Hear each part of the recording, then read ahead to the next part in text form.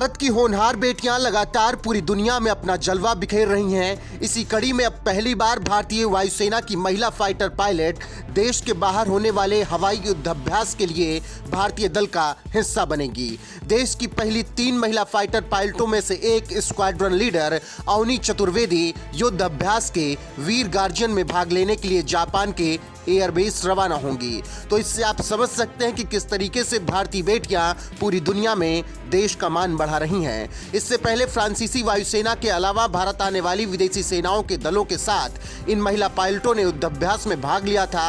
हालांकि ये पहली बार है कि जब वो किसी विदेशी जमीन पर अपना रण कौशल दिखाएंगी। यह अभ्यास 16 से 26 जनवरी तक चलेगा, जहां पर भारत की ये बेटी शानदार तरीके से भारत का मान बढ़ाएगी। अवनी चतुर्वेदी के अलावा वायुसेना की एक महिला मेडिकल अफसर भी इस अभ्यास में शामिल होंगी। भारतीय वायुसेना की तरफ से 4 सुखोई 30 MKI, 2 C-17 और एक IL-78 विमान शामिल होंगे। जापान के 4 F-2 और 4 F-15 फाइटर जेट इसमें शामिल होंगे और शानदार तरीके से भारत और जापान युद्धाभ्यास करेंगे। ऐसे में अवनी चतुर्वेदी के बारे में भी जान लेना जरूरी है, जो कि भारत का मान बढ़ाने जापान पहुंचेंगी। आपको बता दें कि अवनी चतुर्वेदी फाइटर जेट उड़ाने वाली पहली भारतीय महिला पायलट हैं। अवनी युद्ध की स्थिति में सुखोई जैसे विमान भी उड़ा सकती हैं।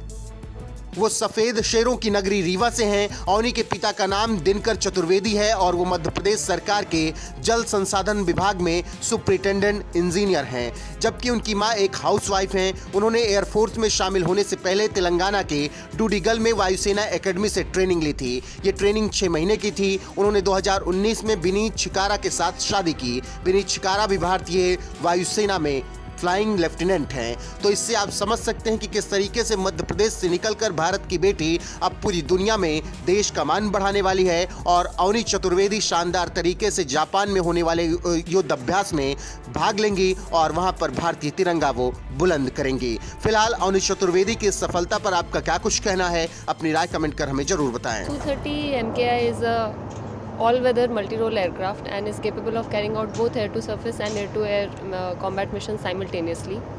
What's unique about this aircraft is the capability to carry out maneuver at both high-speed and low-speed regimes, and it is capable of carrying out very long-range missions, owing to its capability to multiple air-to-air refuelings, and has a very long endurance. It can carry a wide range of weapons, starting from iron bombs to precision weapons, long range air to air, state of the art missiles, and it is also capable of because of the advanced avionics, any modern weapon can be very easily integrated onto this platform, keeping it abreast with the modern technological advancements which is happening in the Air Force.